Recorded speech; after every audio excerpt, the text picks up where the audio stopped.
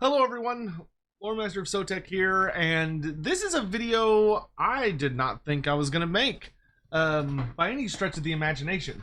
So for those who don't follow me on any platforms or anything, not that you should, but but there was a big video that came out by several people, but the first time that I was made aware of this topic, as you see in the title and such, was the video by Chapter Master Valrak, which basically was a video saying that there is a big hot rumor that dropped for Age of Sigmar that said something along the lines of that Age of Sigmar was coming to an end. In a sense, it was going to be getting a reboot, which, for those that don't know, when you're dealing with something like a reboot, that can be as minor as something like what happened to 40k when Cadia blew up, where you have sort of a major narrative event that significantly changes the setting, but for the most part it's pretty much the same. Like, you're still playing with all the same miniatures. Maybe you'll have like some updates to some old ranges, but everything's mostly the same. Then you have your major reboots, and that's when we have an end times scenario, when Warhammer Fantasy 8th edition, instead of going to a 9th edition, instead the setting was quite literally destroyed and a new setting was made from its ashes, which we now know as Age of Sigmar. This caught me really off guard. I feel like it kind of came out of nowhere, but that appears to mostly be just because I haven't really been doing a good job of keeping up with sort of the rumor mill. When I initially saw Valrak's video, I thought the rumors were kind of ridiculous. The things that were in it were so bombastic and over the top, and granted, a lot of the language used in that particular rumorville, which we're going to look at in a little bit, was very inflammatory. So I felt myself have that gut reaction of oh, this is complete bull, this is ridiculous, this is nonsense. And I posted about it over on Twitter, and some people shot in my DMs and stuff and started messaging me on Discord and everything, and some people were telling me, oh, this is completely false. The people behind it, they're deleting posts and all this other stuff. It's really suspicious. And I was like, oh, okay, cool. But then as I was streaming later that evening, I had other people coming into the chat and saying, no, this is real. I have my own sources that this is definitely happening, or something akin to it is happening, and you should go watch this video and all this other stuff. And I went, oh, okay.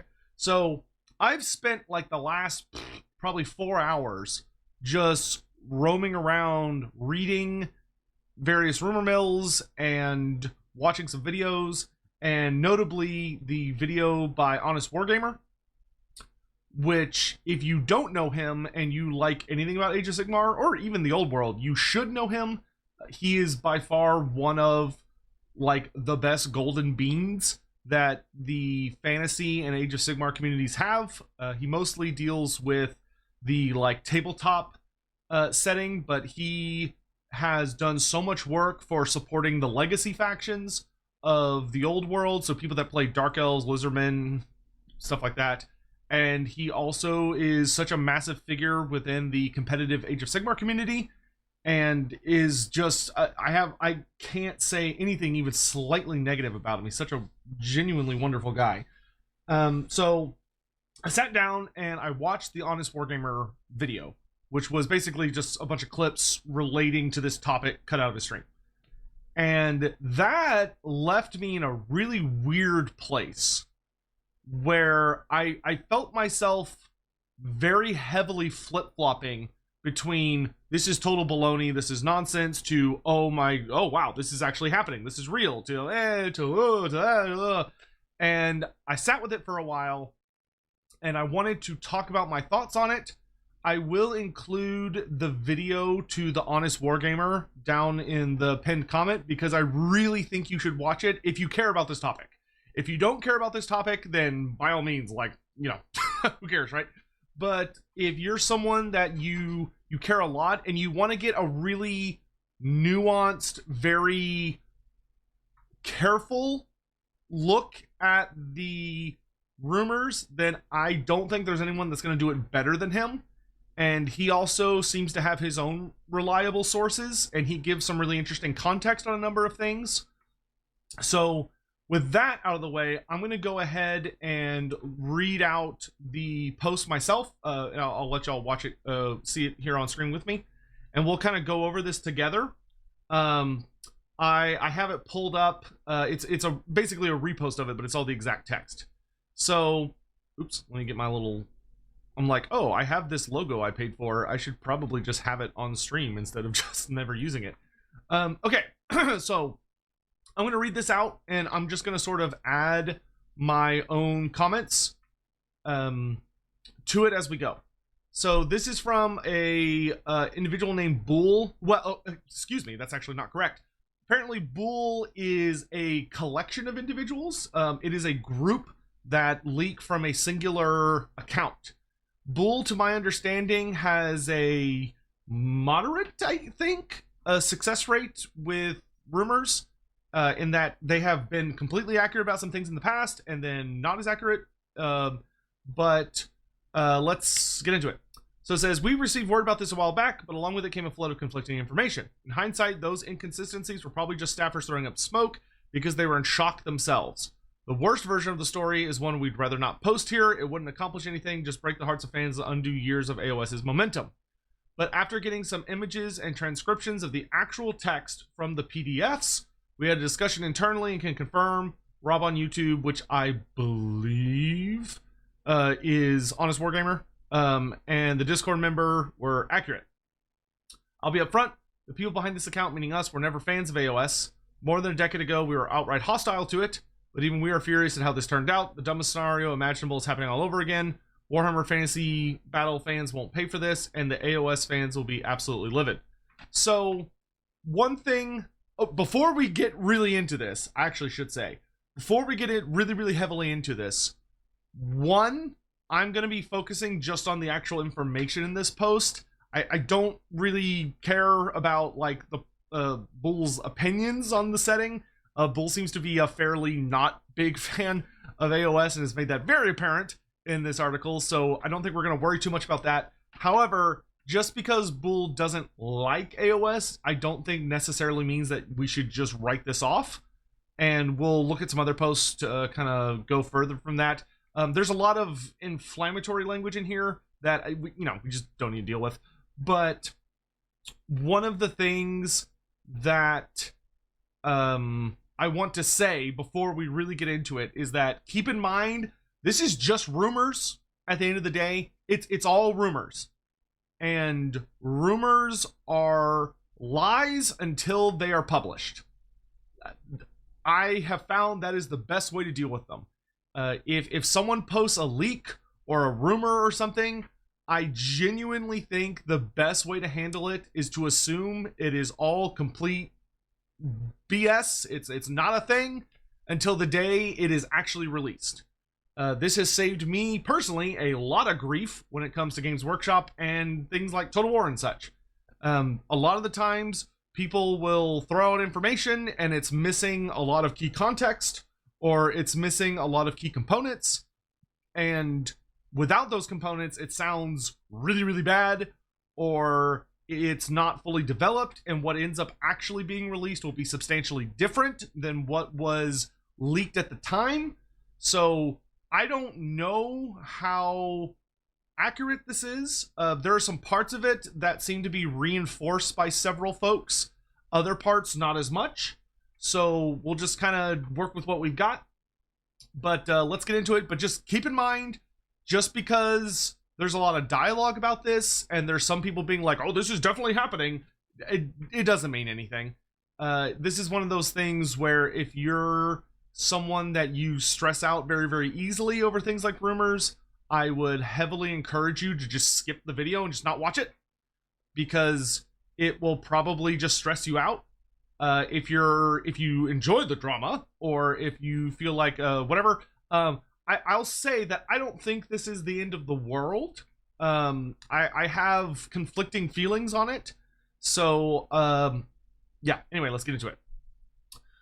What makes this worse is that Age of Sigmar has never been a commercial failure. Last time something like this went down, and you all know what I'm talking about, is because Warhammer Fantasy Battle had become a genuine commercial disaster by a certain point. That's what pushed the higher-ups into making a reckless decision. Okay, so here they're talking about the end times. The end times was a very messy, complex scenario where ultimately Games Workshop at the time made a series of, in my opinion, very poor decisions lined up with an edition that had some rules issues, and they didn't do a good job at all of trying to pivot.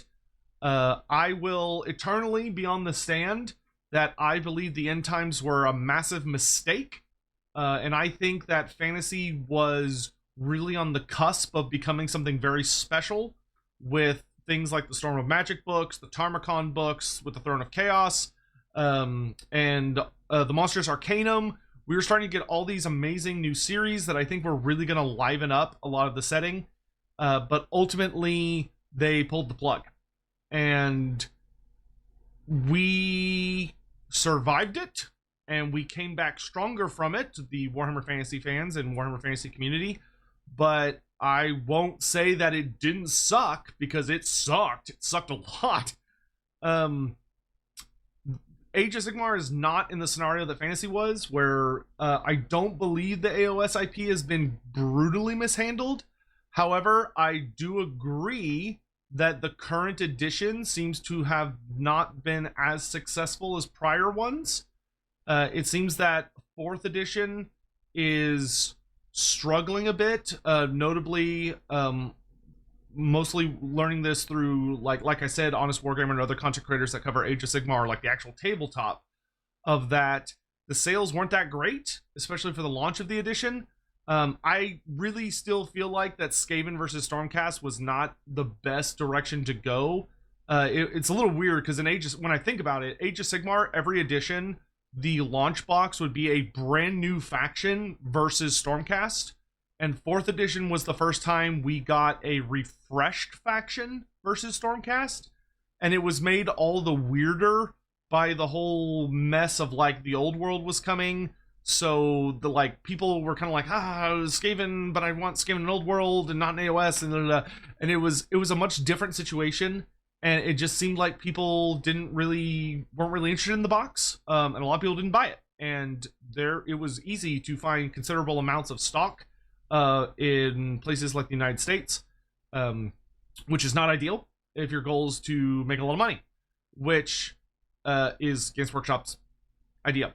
Now, that being said, I don't think AoS is selling bad by any stretch of the imagination. To my understanding, it's maybe struggling a bit in 3rd edition compared to earlier editions, but it's still fairly successful. They are still certain books and certain new releases are doing very, very well. Hellsmiths of Hashut did fantastic. So I don't know, but let's keep going. AoS, though, has never fallen that low. From what we know, since 2018, it's been Games Workshop's second biggest product line after 40K. For Warhammer Fantasy Battle friends like us, is wild. Even if we don't like admitting AoS counts as Warhammer Fantasy Miniatures, internally it's been labeled as the greatest Warhammer Fantasy product. Sure. I don't know GW's internal metrics, so whatever. Well, why not? None of this makes sense. The people who still at GW who gave us info don't get it either. Most of the people who've worked on AoS are baffled, but maybe Phil Kelly leaving was the sign of what was coming. I don't know anything about Phil Kelly leaving either the AoS studio or GW. I'm not sure what that's referring to. We're going to wait until after Adepticon to announce any of this, because it's definitely going to trigger internal investigations at GW, but we can't hold it anymore. I think it's time to lay everything out. All right, so let's get into it. As we posted a few days ago, Slaanesh is free. The realms that have been mapped, the cities of Sigmar and the Torf cities, they're not gone, because all of those locations are being merged into a single planet, a battle world. The realms have been combined. 80% of what Age of Sigmar has spent over a decade building is gone. Okay, so we're gonna break that down first. Slaanesh is free. I believe that. I easily believe that one of the big conflicts of 5th edition Age of Sigmar, because I suspect that this isn't happening like this year. this is probably, these rumors are probably about what's coming next year, which if we're on the usual rotation, I believe, then either this upcoming, so not this year, but next year or the year after. I'm not sure exactly which one, but one of those 2 years should be Age of Sigmar 5th edition, because when it comes to Games Workshop and most of their settings these days, they tend to be on a 3-year cycle. So so you get like a new edition roughly every 3 years. So with 40K getting its 11th edition this year, undeniably, we are probably looking at Age of Sigmar 5th edition next year. Though according to this, it won't be Age of Sigmar, it'll be something else. So with that, Slaanesh breaking free, that I could completely believe that. Slaanesh breaking free from its prison in Ulgish, which is the realm between light and shadow, the hidden gloaming where he's been trapped for quite some time at this point, hundreds of years, almost 1,000 years. That is completely believable. The narrative has been building up very strongly to that point, where through 2nd, 3rd, and 4th edition, we have had a building narrative that many of Slaanesh's chains have been broken, and Slaanesh has grown significantly more powerful due to not only his own, or its own, like, children and stuff, but because of, like, the releasing of, like, Sinessa and Dixessa, the twins, as well as the shenanigans of Marathi, which have weakened its prison further, and all sorts of other nonsense. So the idea that Slaanesh could break free, I think, is 100% plausible and would make complete sense with how the narrative has built since almost the beginning of the setting. And that would be a pretty notable incident to kick off a new edition of the game. So then the next part, which is kind of crazy, the idea that all of the mortal realms would be gone, basically. So right now, Age of Sigmar is very heavily inspired by, like, the Norse saga stuff of, like, Odin and all of the different realms and Midgard and all that stuff. It's very heavily inspired by that, with a significant amount of, like, space opera thrown in and some other crazy ideas. It's very grand fantasy, right? And right now we have the 8 realms plus a significant number of sort of pocket realms or pocket dimensions, where you have things like Ulgish, which is the hidden gloaming, which is halfway between Ulgu and Hish, the realms of light and shadow. You have things like the 8 points, which was once known as the All Points, which is like the center realm that connects to all of the realms. You have several other, like, just kind of little hidden locations that are hidden, unknowable places.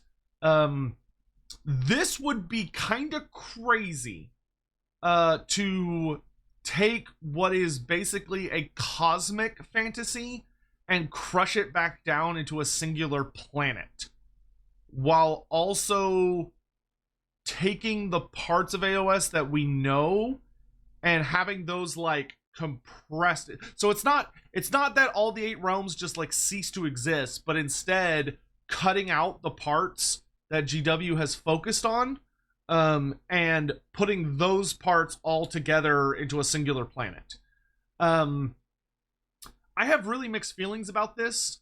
On one hand, I really enjoy the mortal realms because they're so absurdly vast. Like, each realm is significantly larger than any planet. Like, they're huge. And I love how much space that gives Age of Sigmar for people to tell their own stories, for the novels to be able to explore new places and kind of make things up, for people when they're playing campaigns to be able to feel like they're having an impact on the setting. And it's fun when the maps show us new places and we get to learn about, like, new myths and new creatures. And when you introduce, like, a new faction, it's much easier to be like, oh, look at this new faction that's been hiding in this place we just haven't gone to yet. That's a lot easier to do than when you have, like, a planet in, like, Warhammer Fantasy, where if you want to create a new faction, you better be looking at some old history to back it up. Otherwise, it's gonna feel really weird if you're suddenly like, oh, and there's secret swamp orcs. And everyone's like, what the hell are you talking about? But on the other hand, the Age of Sigmar realms, I feel like, have barely been tapped. They've barely been utilized. And it, to me, really feels like Games Workshop doesn't really know how to operate the mortal realms, where you have this whole idea where it's like, oh, you've got the inner perimeters of each of the realms where it's a lot more stable, and then the further out you get, the more magical and crazy it gets, but there's still like these really cool flavors to each of the realms. But it's been 10 years and Games Workshop has not explored all of the realms yet, which is kind of crazy. Like, we have not had a significant campaign focused on the Realm of Shadows. We have never had a significant storyline focused on Ulgu. There's been like little snippets, like we had a little bit of Ulgu action during the Realm Gate Wars, and we had a little bit of Ulgu action during Broken Realms, but we haven't gotten to go. We have not seen Malarian outside of the one piece of artwork that was made for first edition Age of Sigmar, if memory serves. So Malarian has not arrived. His entire faction of the Shadow Elves, which many people refer to as the Olganeth, haven't arrived. Is it Olganeth? I'm trying to remember what people like to call them. I think that's right, because it's Lumineth and then... Well, it doesn't matter. No, Umbraneth. That's what they call them. Everyone calls them Umbraneth. So you have the Lumineth and the Umbraneth and then the Ideneth Deepkin. So you have like all the different Neth elves. The Sylvaneth. So you got Sylvan, Neth. Anyway, you get the point. So the Umbraneth have been lurking in the background since first edition and are still not in the game and are still not playable. We don't know anything about them. We know nothing about them. Like, we've heard little whispers of like, oh, there's like shadow demons and there are elves that are draconic in visage, but that's it. We still haven't really gotten to see Grugni really do anything. A significant amount of Age of Sigmar is still just Warhammer Fantasy Plus, where you have factions like you have like the dwarfs, or the Dwarden as they're called in the setting, where you have like these two relatively small groups of like the Fire Slayers and the Caradron Overlords, but like the core faction of Dwarden, the Khazalid Empire, also is not truly playable. You have like the Dispossessed, but the Dispossessed are not a new faction. They're literally all just Warhammer Fantasy Dwarfs. But you're allowed to use them in AoS, and they kind of gave you a reason why. But like all this story they've built up about like Grugni and the great empire of the Khazalid and like the Dispossessed trying to reclaim their homes and all this stuff, they haven't done anything with that storyline. There's so much they have yet to do, which is what makes this kind of spooky. And like, as someone that loves many of these stories and has come to really enjoy a lot of these stories, and I get really excited about them, the idea of all of that potential being abandoned is very heartbreaking to me. I think that sucks.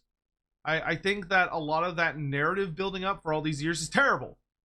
But I will also say that as someone that was genuinely playing the Beasts of Chaos, and I was really excited for the Beast of Chaos storyline going into 3rd edition, where we had the whole build-up of the return of Morgur, where he was going to be an actual god model instead of just, you know, like a fragment of a god stuffed into a little body.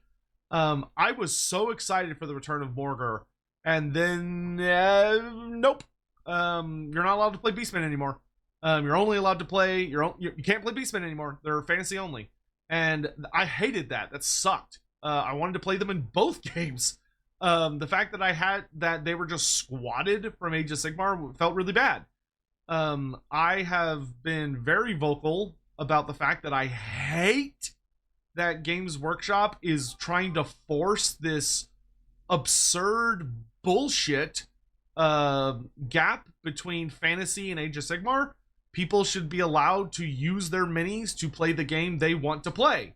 And if that's Age of Sigmar, great. And if it's fantasy, great. And that's sort of the sin that was committed by using all of the fantasy ranges in Age of Sigmar, rather than Age of Sigmar genuinely being a completely brand new setting. So anyway, the Slaanesh part, I believe that. Crushing all of the mortal realms into a single planet, that's hard for me to swallow. I could see it happening. It would make following the narrative of the setting much easier, but I think it would take away a significant chunk of what makes Age of Sigmar special. If you were to get rid of the mortal realms and make them into a singular planet, then it's just Warhammer Fantasy. I would find it almost impossible to understand how it wouldn't just be Warhammer Fantasy, but with factions that sometimes do and sometimes don't exist in Warhammer Fantasy. All right, next we have, and yes, this is all thanks to Archaon the Skaven again. After all of it, only the Skaven can call themselves the winner. Their lore and their new model range stays exactly as they are, and they definitely come out on top. After the gates of Vizier were breached, Archaon destroyed everything. Anything you can think of in that realm was utterly annihilated by the Everchosen. Okay, I'm going to do a brief pause there. Here, I'll switch back to this. Whoops, thank you for whoever that is following at the random moment. I'll take a brief pause because I don't want to like do this all at once. I want to do this by parts. Archaon the Skaven winning again. Yikes. That's a big yikes from me. That's a huge yikes from me, narratively speaking. The idea that Chaos wins again for like the third time is absolutely crazy. The idea that you would have an end times where Archaon wins, and then the Age of Chaos, which brought it into the Age of Myth, where Archaon wins, and then you have the Age of Sigmar, where Archaon wins. What's even the point? Like, why? I feel like no one should care about the setting anymore, if that's the case. From a lore standpoint. I'm from a tabletop game point of view, which I don't care as much about. Like, to me, the actual tabletop game is completely and utterly secondary to everything else. I could not care less about it. I enjoy playing the games, but I happily go long periods of time without playing them. I care about the lore and the setting, which really sucks because it's not a secret that Games Workshop does not really care about the lore and the setting, because the lore and the settings isn't really what makes them... Well, it is and it isn't. In some ways, it has very... How do I say this?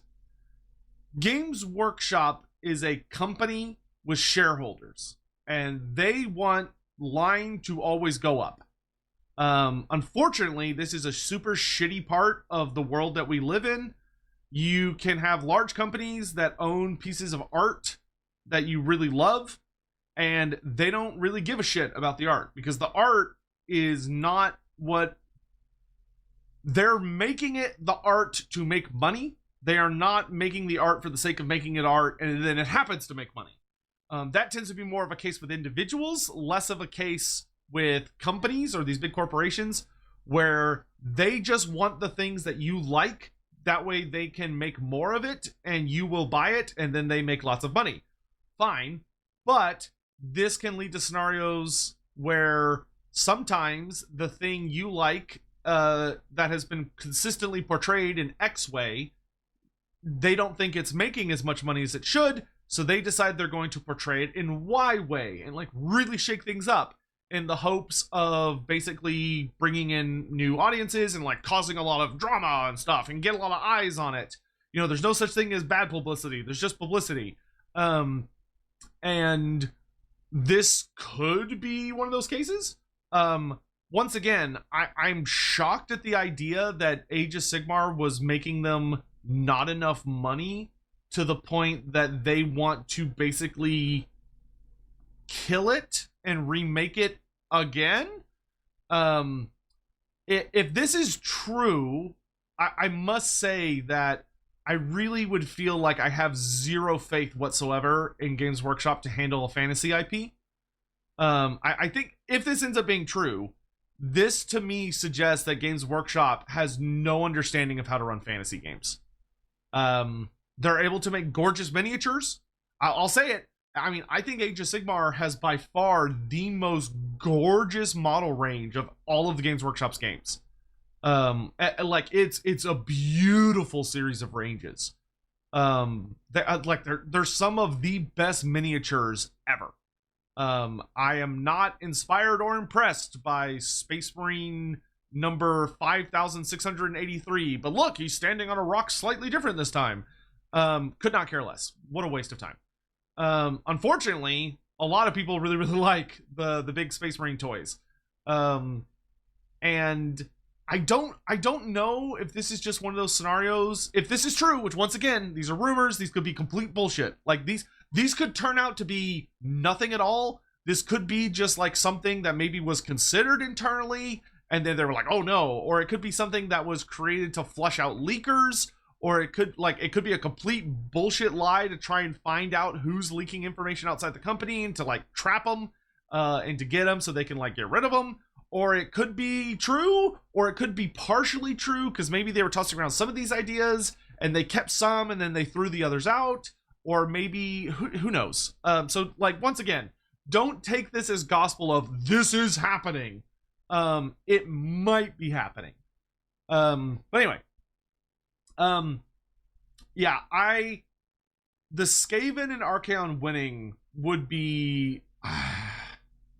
I just don't understand. Let's go ahead and look at the next section.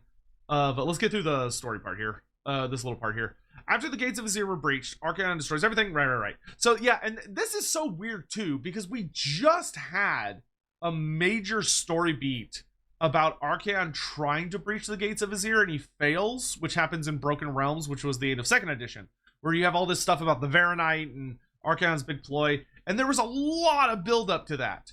There has been no build-up at all. There's been no build-up that I've seen, at least, in the narrative to Archaon planning another attempt on the Gates of Azir, which opening those would be really hard. You could try and tune it into the Vermin Doom, where maybe like the Skaven, because we know the Skaven can get into Azir. That is like a notable part of the lore. So, like, maybe the Skaven launch a big invasion of Azir and they open it from Azir's side, but that, oh man, I would have so many questions. But I don't know. Let's see. But at the last moment, Sigmar pulled the trigger on a big plan he'd been preparing for centuries. He always wanted to merge the realms into a single new planet, and in the final hour, he went through with it, so here we are. As for what happened to Sigmar, Archaon killed him like you'd crush a child. His death is written to be even more infuriating than the death in Sanguinius and the end of the death. You can tell whoever wrote this had it out for Sigmar, and maybe for AoS in general. Okay. So, that's a lot. Oh man. So, this is the thing that really defined my evening, which is that when I heard that the first time, in Valrak's video, I said my immediate reaction was bullshit, absolute bullshit. GW would never kill Sigmar. They would never kill Sigmar. He's literally John Warhammer. Like, Sigmar's the guy. He is the Warhammer. Like, Galmaraz and Sigmar are like this. Like, he's the main character of Warhammer. Period. The idea of killing him by having Chaos like beat and cut him down and like rip him apart. What? Who? That's insane. That's insane. But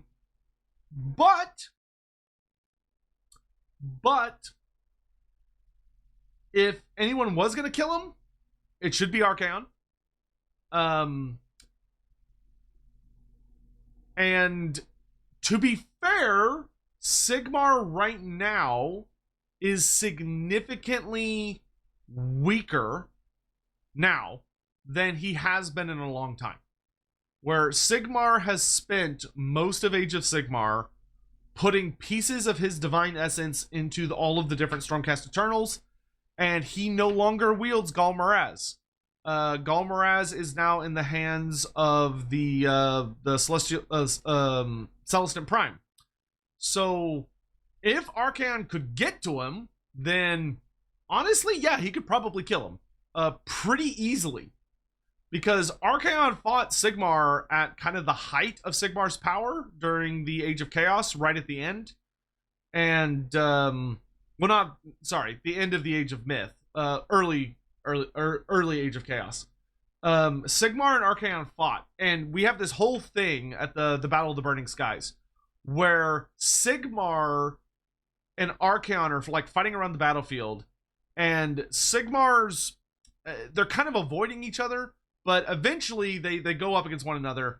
And the thing that the story basically says is that Sigmar does not want to fight Archaon in a prolonged battle because he's not sure he can win.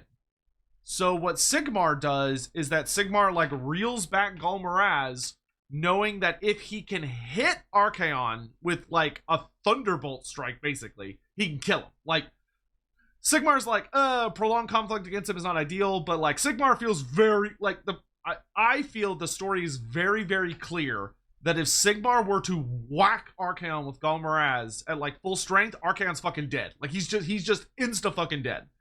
And so in the story of the Battle of Burning Skies, Sigmar pulls back Galmaraz and he throws it at Archaon so hard that Galmaraz is basically gonna just like annihilate anything in front of it. But it's revealed that Tzeentch and Archaon using his own stuff basically tricked Sigmar, and he didn't actually throw Galmaraz at Archaon. Instead, he threw it at an illusion of Archaon, and there was a portal, like a portal to somewhere else in the realms behind this illusion. And so Galmaraz goes through the portal and goes crashing through all the realms, and it eventually lands over in Shaman, the realm of metal. And Sigmar loses the hammer. And when he loses the hammer, he's like, oh shit, I gotta get the fuck out of here.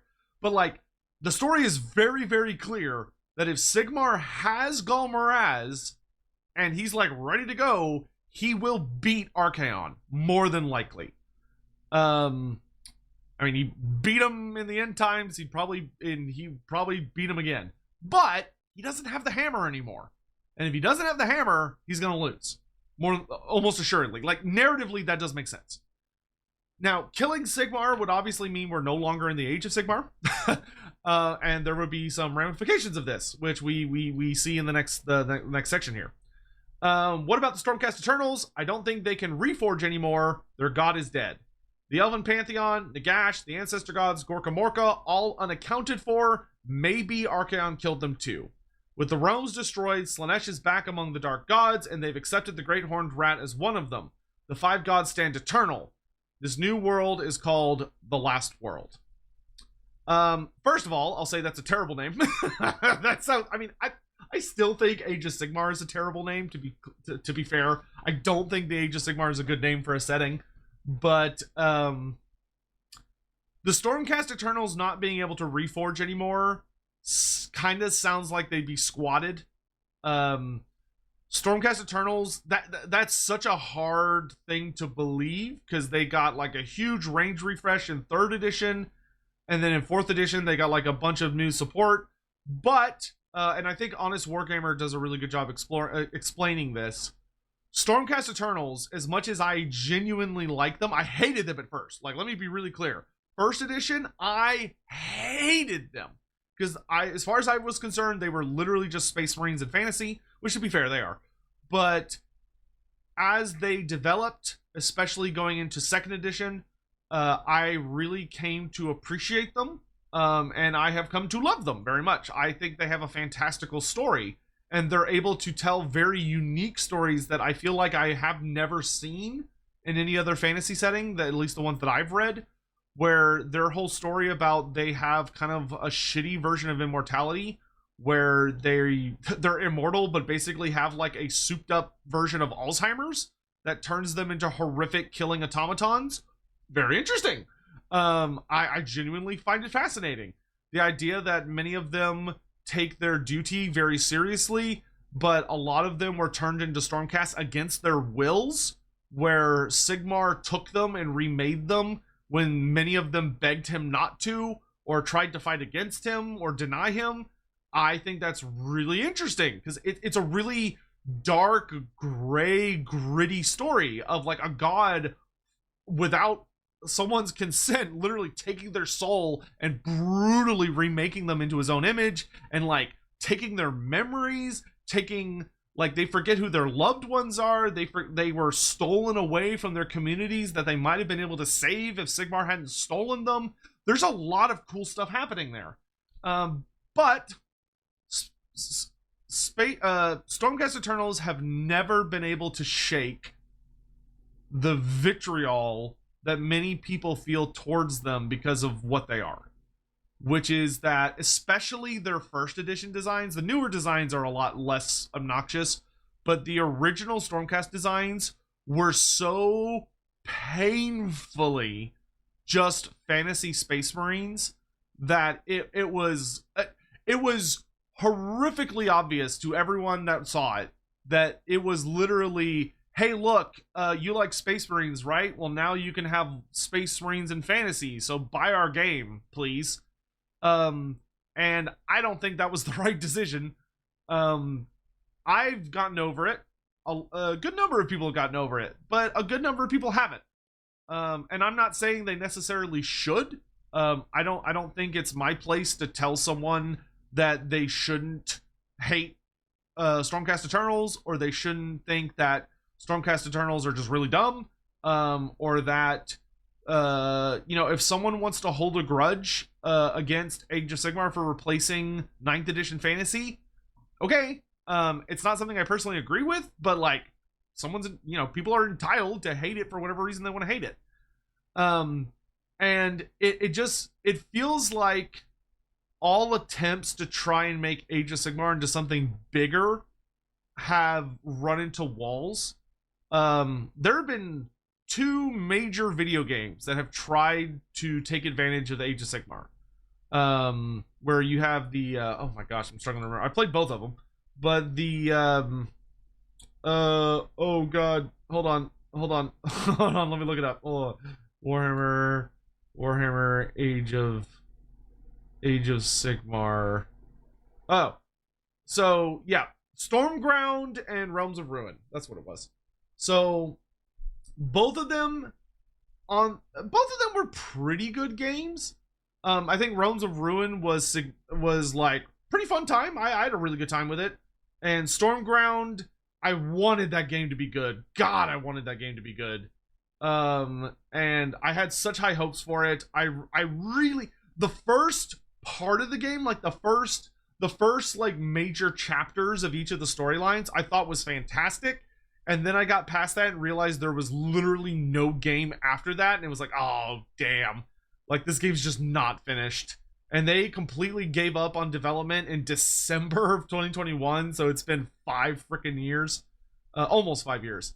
And then Realms of Ruin. Realms of Ruin, they went so ham on this game to try and make it something special, where they had like they went all in on the voice acting and the mocap and like this really in-depth storyline that had like a solid amount of content.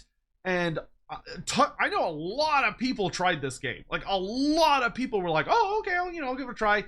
It just didn't stick. It just didn't stick. Like the gameplay was just a little too slow. It just didn't hit right with like the multiplayer community.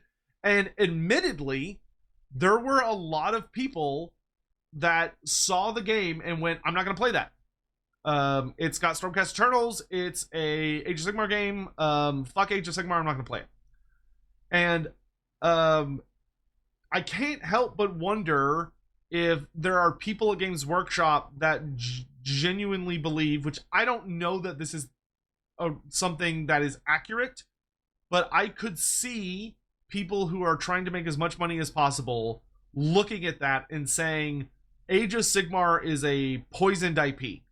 Like the name Age of Sigmar and Stormcast Eternals are poisonous to our branching out efforts.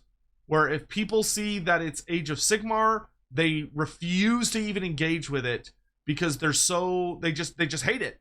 And the thing about that for me is it's not even like the old guard, right? I don't think it's like, oh, the people that hated the people that hated Age of Sigmar because it killed fantasy or whatever. I honestly think it's just that if you go on the internet, right?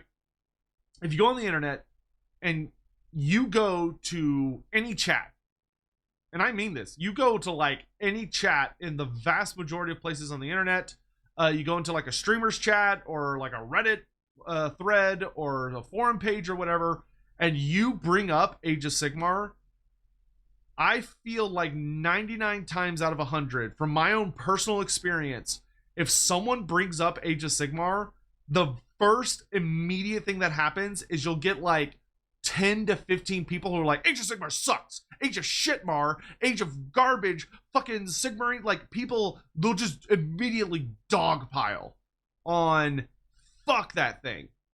And these could be people that have never played it, but I have watched people say that to like a streamer, right, who doesn't know anything about Age of Sigmar.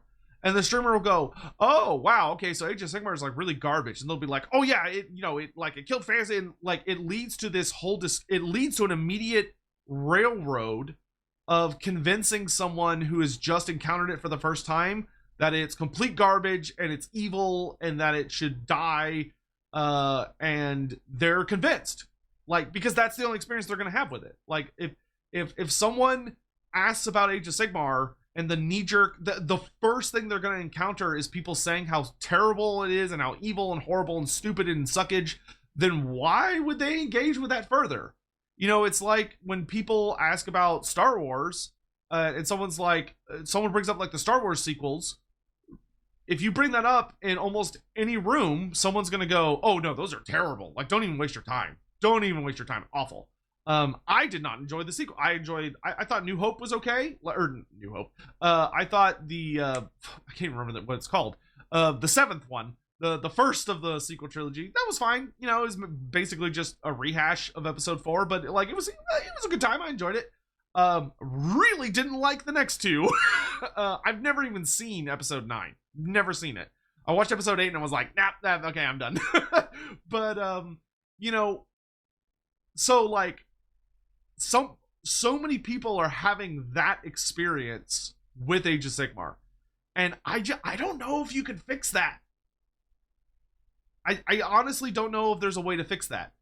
And maybe there's someone at Games Workshop who's looking at this and they go, oh no, I know, I can fix this by getting rid, like, if I kill Sigmar, if I end the Age of Sigmar, so it's no longer called Age of Sigmar, it's now called Warhammer The Last World, and I get rid of the Stormcast Eternals, or at least radically change them, then I will successfully get us away from this problem. And I personally would tell that man that they are an idiot. I feel like two wrongs do not make a right. And if your solution to try and get people to buy your game is to try and convince many of the communities that hate your game that they should like you because you got, oh, I'm going to get rid of the thing you hate and make something new, well, then you're just going to piss off a whole new generation of people.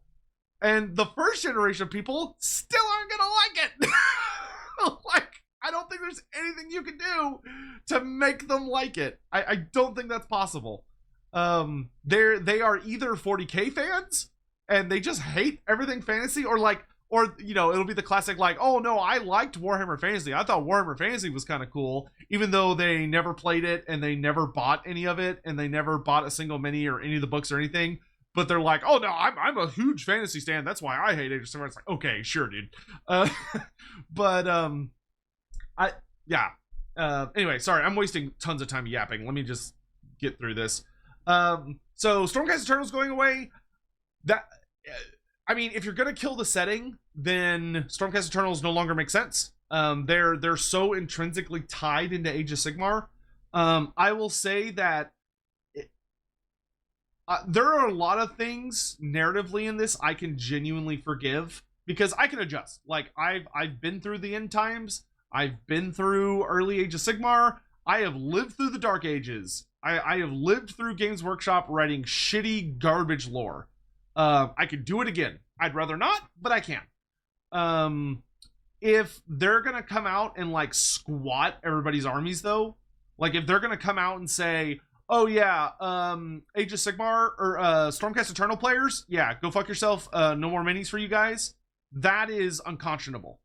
That's evil as far as I'm concerned.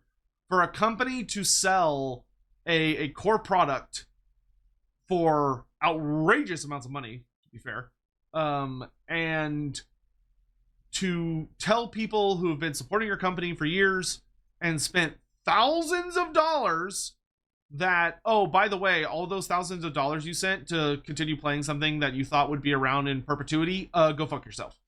Like if a single army range gets squatted because of this, and like even if they're transitioning to Old World, it's frustrating, and I think it's stupid. I think it's unimaginably stupid.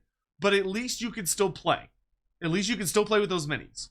You got to rebase them, which is really annoying. But there are like trays and other ways you can get around that. Like, it's not the end of the world. It's frustrating, but okay. But if they were to come out and just get rid of some of these armies, I would say hang the company. Like, good God. So yeah, with this, having the last world be an idea where like the 5 Chaos Gods like win Age of Sigmar, and they're like, oh, but the battle continue. Why? No, it doesn't. No, it doesn't.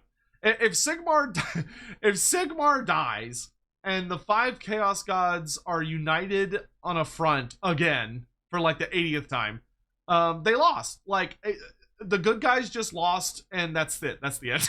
Like, the settings, like, I can't, I don't understand how that could work. Like, unless Sigmar's Hail Mary to create this new planet, like, makes Chaos mortal somehow, or, like, makes it where Chaos just can't exist outside of, but then it's just fantasy. It's literally just Warhammer Fantasy at that point. Like, if you're gonna say, like, oh, well, Chaos can only show up in certain places, like, that's literally just Warhammer Fantasy. It's just Warhammer Fantasy. The continents are made up of regions that have maps of the 8 realms stitched together, and the whole thing is blatant, low-quality rehash of Warhammer Fantasy. For example, the great nations of Hish, home of the Luminath, now exists as an island nation in the middle of the ocean.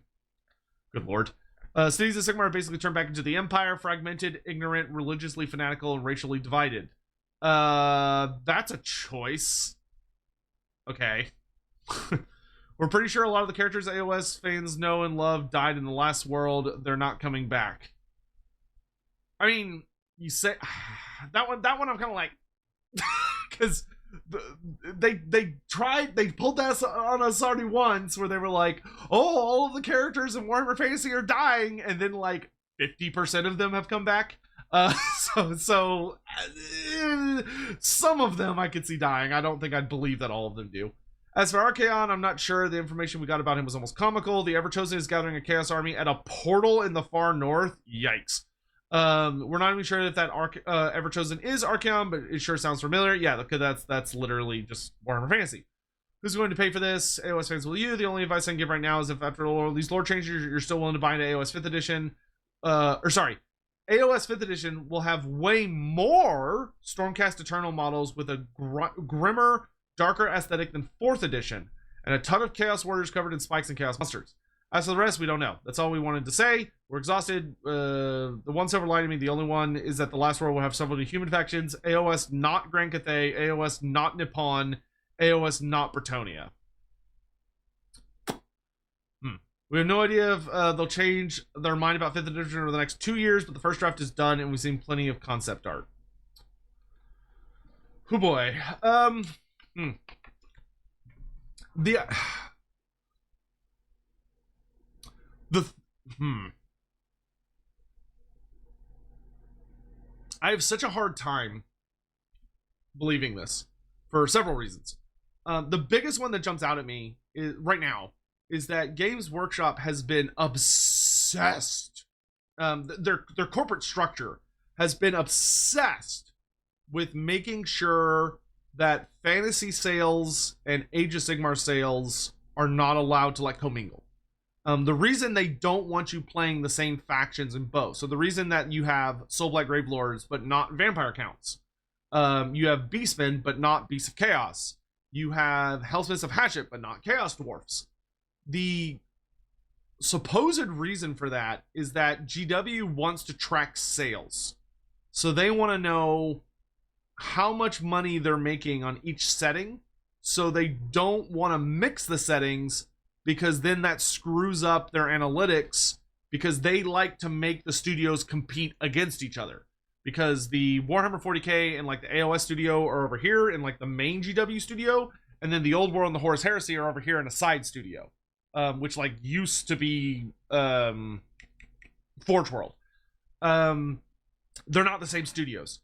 So, and GW has this like super obnoxious, in my opinion, once again, evil structure where they like force those groups to compare sales and basically fight each other, which has caused a significant amount of hostility from accounts that I have a lot of faith in, because they're from people that I find very, very reliable sources, that it has caused significant issues at GW headquarters. And the idea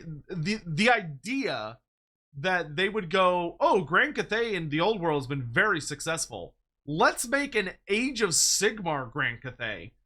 Like, why? Like, that would add so much unnecessary garbage. I like, at this point, the thing that I struggle with is I feel like if this is what they're planning to do, what is the point? I don't understand how this is supposed to be different from Warhammer Fantasy. Is my like biggest beef with this entire thing, is that to me this literally sounds like they're trying to turn Age of Sigmar into Warhammer Fantasy. Why? I don't understand what the point behind that could possibly be. Especially this would, if anything, this would make like the forced separation of factions so obnoxious that I don't even know what I would do with myself. Like the idea of being like, oh, on this Warhammer Fantasy planet you can play you can play Vampire Counts, but they're called Soulblight Gravelords. But on this Warhammer Fantasy planet you can't play Vampire Counts, because on this planet you already have Soulblight Gravelords. But on this other planet you can play Beastmen, but not on this planet because there's no Beasts of Chaos. Like, I slap them. Literally slap all of the CEOs and the top, not the creative folks, not the people that are actually having to, not the people that are being chained to their desk and forced to pump this drivel out, but like the people up top. Just slap all of them eternally. Slap them with like spiked hand gloves. Like, Jesus Christ. All right, so that's that. I've heard rumors about Nippon coming to the Old World. Not anytime soon, like years from now.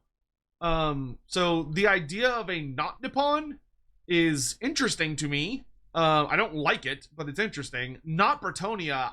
Why? Bretonia is already like not the most, to my understanding, Bretonia is not the most financially successful faction. It never really has been. Just 'cause it's very niche. But my opinion is also that GW has done a shit job of supporting the Bretonia range. Like, I don't know what they were thinking re-releasing Bretonia and not giving them like all brand new knights.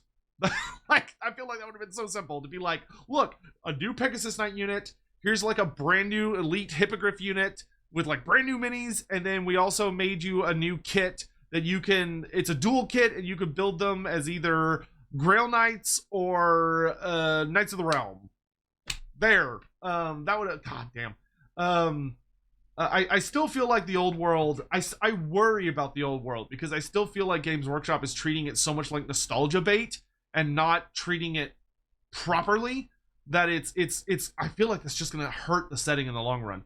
But that's not important for this discussion. So this post, I screenshotted it from Honest Wargamers video, which once again I'm gonna have linked down below in the pinned comment. I would really recommend you go watch it. I think he has a very, very good measured response about this whole thing. There were parts where I wanted to be like, you should be angrier, but then I realized that's ridiculous. No, he shouldn't. I genuinely think that he has the best take on all of this, because once again, it's a rumor, might not be true, could be total bullshit. Even if it is true, it might not be like this. It might be significantly different than this. So here we have this guy named Cur6, who posted the following. It says, Bull painted things way too grim and blew it way out of proportion. Honestly, I think the last world is not nearly as bad as people are worried about. I just happen to be working on that section right now, so let me use Cities of Sigmar as an example. In the 5th edition core book, which is crazy to me because that means that it's still like, they're still treating it like it's Age of Sigmar. Because if it's a 5th edition, then it's, like, this isn't end times. If it's this dramatic, this isn't end times. And if that is the case, I don't understand how you can call it 5th edition. Like, this sounds like a 1st edition, not a 5th edition. I mean, I guess if the rules are the same, like the tabletop rules are generally the same, then like whatever, who cares? Man, being a fantasy lore guy is it's rough sometimes. Okay, in the 5th edition core book, Cities of Sigmar is split into 2 major nations, each covering the existing City of Sigmar cities. All right, that's a problem because there's like 8 major Cities of Sigmar. What? There's Hammerhall, Misthaven, Harcuron, Bright, oh my gosh, you can tell it's been a minute. I've been reading too much fantasy shit. Bright Sphere? I think it's Bright Sphere. We've got the 3 living cities. You've got Settlers Gain. You've got is that all the big ones? No, you got Lethis. You got there's like a dozen important cities. Excelsis. There's like at least a dozen like genuinely important cities. One nation has Hammerhall Gyra as its capital. The others built. Okay, those aren't even 2 different cities. That's one city. Hammerhall is one giant city that half of it is outside one realm gate, which is Hammerhall Aksha in the realm of Akshi, and then the other half is in Gyran outside the life gate, which if you go through the gate, you go to the other one. Sorry, it's not. So it's like they're technically they're connected, but calling them 2 different cities is kind of like dishonest. That's ridiculous. One of them still worships Sigmar, even though he's dead, while the other, more open and progressive, worships Tal. Okay, so that would very obviously be Sigmar is still worshipped in Hammerhall Aksha because they're very Sigmar coded, like to a silly extent, where they've got like the Cult of the Wheel and all the other shit. And then Tal would be Hammerhall Gyran because they're the life. It's the life city, so they'd worship Tal. Also, why is Tal coming back? Has Tal even been relevant in Age of Sigmar, like, at all? Like, I know we have Kurnoth, who replaced Kurnos. I think Tal gets mentioned, but he's not what he was in fantasy. There's a ton of pretty interesting and new lore there. It's honestly not near as bad as Bull made it sound. I'm gonna be honest, Cur6, I don't think you're making it sound that great either. Yeah, geez. So, okay. Final thoughts. I could literally ramble about this for hours. And I might do that on stream. But, I wanted to have a reasonable, chat.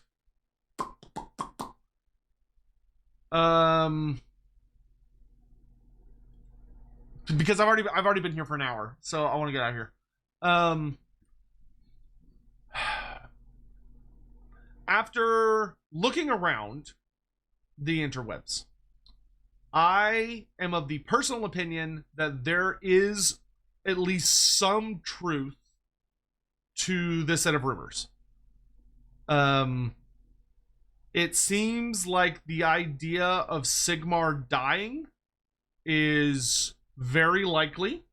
And like I said, I genuinely feel that from a narrative perspective, it wouldn't be that crazy for Sigmar to die.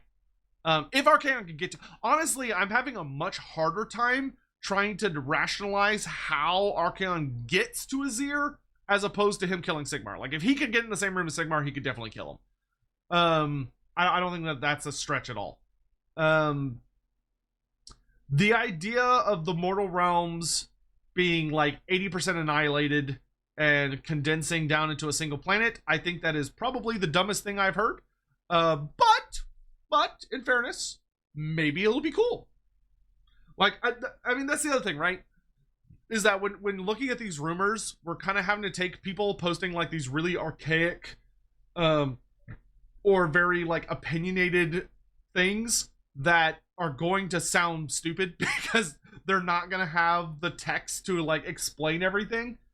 I have very much enjoyed a lot of Age of Sigmar's writing the older it has gotten. Granted, I will say that the end of 3rd edition I thought was much, much weaker than the end of 2nd edition, but it was still good. Like, I still enjoyed the Dawnbringer Crusades. Like, I give them like a 7 out of... I give them like a 6 out of 10. Like, some of them... Some of the early books were not good. Like, I thought books like, I think 1, 2, and maybe 3 were... I did not like them. But, like, every book after that was fantastic. Like, the books with Ushorin... Oh, so good. The book with Archaon's lieutenant, Abraxia... Excellent. The books about oh my gosh, I'm trying to remember everything that happens. Like that was then in the Abraxia book. Trying to remember what happened besides just those two. Those were the highlights. I will say, most of the story that revolved around the Gyran Crusade, I thought was pretty damn good. The Akshi Crusade, it was okay. It had some highlights. It had some low points. It was decent. It really felt like they were supposed to do something with Korgus Cool and like reveal like a Demon Prince mini for him that was like unique at the end of the Akshi storyline, and then they didn't. So that was but like the Vermin Doom, sure, cool, whatever, fine. 4th edition has been okay, but I also have not read as much of 4th edition as I would like. I have some of the books. I do not have all of the books. So, you know, it could be that it sucks, and it could be that it's good. I don't know. But I enjoyed the Skaven book. I enjoyed the Stormcast Eternal book. I enjoyed the Idnev Deepkin book, though the Idnev Deepkin book did not go nearly as far as I would have liked. But at the end of the day, the thing we have to remember is that so this is me as a lore person, purely as a lore person. As someone that genuinely, deeply loves the lore of Warhammer Fantasy to the point... Warhammer Fantasy IP. So like Age of Sigmar and Fantasy and the Old World. I love it so much that I have accidentally stumbled into making a career out of it. Which is debatably a very stupid idea, but, you know, here we are. I want to end on this note that GW, Games Workshop, to put it very bluntly, goes through a very cyclical process of sometimes they will put out some really banger things and just really awesome lore, and sometimes they put out some hot garbage. I mean, just the stinkiest pile of trash you have ever seen in your life. where you just look at it and you're like, where's the editing? Why didn't they read any of the other lore that leads up to this part? What's going on? Like, what is that? That has happened many times. So many times. If you watch Lorebeards with me and Andy Law, who's written a lot for the roleplay side of Games Workshop, one of the things that you will learn from us is that, frankly, a lot of Warhammer lore is very dumb. It just is. It, like 40k, Horsehairs, all of it. It's all very, very dumb. Because at the end of the day, Games Workshop is not a Games Workshop is not a company that prioritizes their IP in the sense of making sure that it is consistent and it is strong and it is narratively satisfying. Frankly, they do not give a rat's ass about that. They want to print plastic toys and paint and paintbrushes that are really overpriced, and don't buy brushes from GW, buy them from someone else. They're way too pricey. You probably shouldn't buy GW paints either. Like, I like their paints, but that's because I'm stubborn and I don't want to deal with new paints.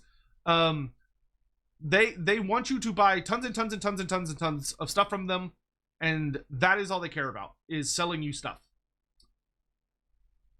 And because of that, the lore gets stabbed in the back over and over and over and over again. And that's just kind of the way it works.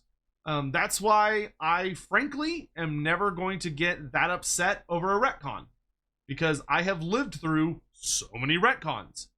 I am not going to get that upset over this. I mean, if they squat a bunch of people's armies, I'm going to be really upset on their behalf. But like the Age of Sigmar dying and blowing up, I think it'll be a little frustrating, but I'm gonna do my best to roll with the punches, because that's all I can do. You know, like I said, I've lived through a lot of changes in Warhammer Fantasy. I lived through the end times. I lived through the start of Age of Sigmar, which was terrible. And I lived through Age of Sigmar developing into something that I would genuinely describe as thoughtful and beautiful.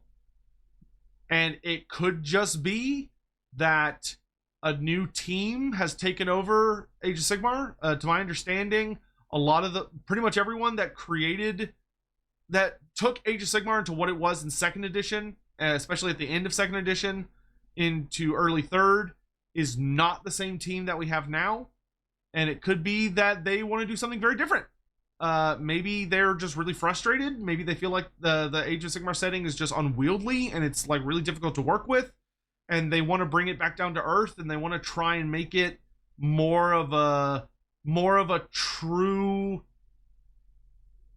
descendant of Warhammer Fantasy, where it's more easily relatable to Warhammer Fantasy, by taking these Norse saga mythos, space opera, grand fantasy with gods walking the very worlds themselves and punching each other in the face and doing all this really cool shit, and saying, you know what, that's not really relatable to fantasy, and we want the two settings to feel like they actually tie into one another, so we're gonna compress it. And maybe that could be a good thing. I don't think it will be, but it could be.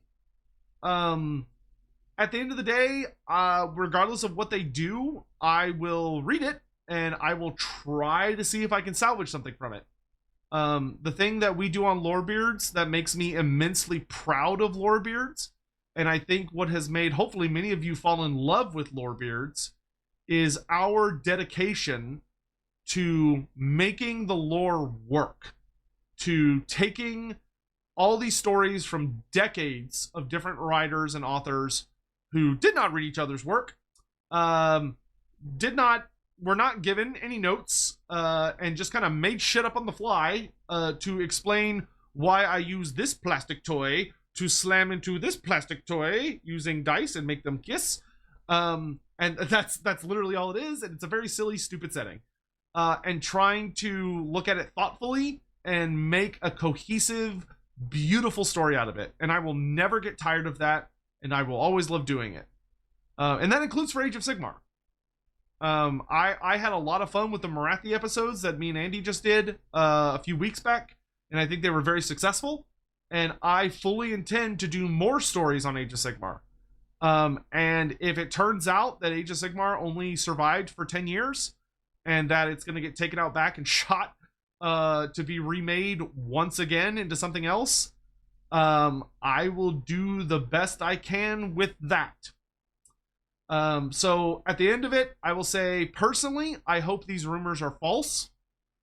I would rather not have to live through another End Times with Chaos winning. At least mix it up. Let Destruction win. Let the Greenskins like flood over everything and like beat the shit out of everyone, and that destroys the world. Or let Nagash win. Let Nagash win. Let him come back and let Nagash be like the ultimate big bad, and he drags significant amounts of the mortal realms screaming into death. But I don't want to live through Archaon winning again. Like, come on, mix it up a little at least. Anyway, on one hand, maybe this means more legacy factions will come back to fantasy if they're gonna. Maybe if they squat a lot of the AoS ranges, maybe like Seraphon will become Lizardmen again, and you know we'll get like Dark Elves back and vampire counts. Maybe they'll squat the Soulblight Brave Lords and give us back vampire counts. I don't know. Like I said, we'll see what happens. And for the love of God, remember, they're just rumors. They're just rumors. I don't care if God himself comes down to you with a bunch of goofy ass golden plates written with these rumors. It's still bullshit. They're just rumors. Do not believe rumors until Games Workshop reveals what's happening. That being said, I would totally not judge you if this makes you nervous, or this makes you a little anxious. It makes me a little anxious, especially if you're someone that's really into the actual tabletop game and you're worried about your range being squatted. I totally get that. You have my genuine deepest sympathies. It actually makes me, in a really kind of fucked up way, it makes me really glad that I have not been playing Age of Sigmar for like a year now. I kind of dropped out. Actually, no, it's been like 2 years now, I think. I kind of dropped out at the end of 3rd edition because I really, really liked 3rd edition, and I was just like, I don't want to deal with a new edition. And I kind of just never got around to playing it in person. I'm playing it online. I play Age of Sigmar like once a week now in my league online for Lordbeards. I'd like to start playing Old World online as well, but I don't play in person. And frankly, it's because I own a good number of minis, and I just don't want to spend money on more of them right now. And I haven't wanted to for a long time because I'm like, I'm happy with what I have. So yeah, I don't know. Thank you all so much for watching. Please do let me know your thoughts down below. I'm very, very curious to hear your thoughts about all this nonsense. Let me know how you feel. I'll be trying to kind of keep an eye on it. I know there's a lot of different people that watch my videos as far as like hating Age of Sigmar or liking Age of Sigmar or tolerating Age of Sigmar. So I would respectfully ask, please be nice to one another. Please be respectful of one another. I normally don't feel like I need to say that ever, but in this case, I will call it out of please do be kind to one another, of that someone might be really upset about the idea that their like thousands of dollars of minis is about to become like legacy nonsense. And some people who like love and collect all the books might be really upset that their favorite setting is about to be like potentially, once again, rumors, radically changed. And for those of us, especially that are Warhammer Fantasy old fans, we should have nothing but empathy for hardcore AoS fans. For those of us that went through the End Times, we should have nothing but empathy for them. Like, if you're a fantasy fan, you're like trying to crow over this, like, nah, it's not it, dude. That is not it. That is not the way. Anyway, I'm gonna get out of here. Thank you all so much for watching. I'll see you next time.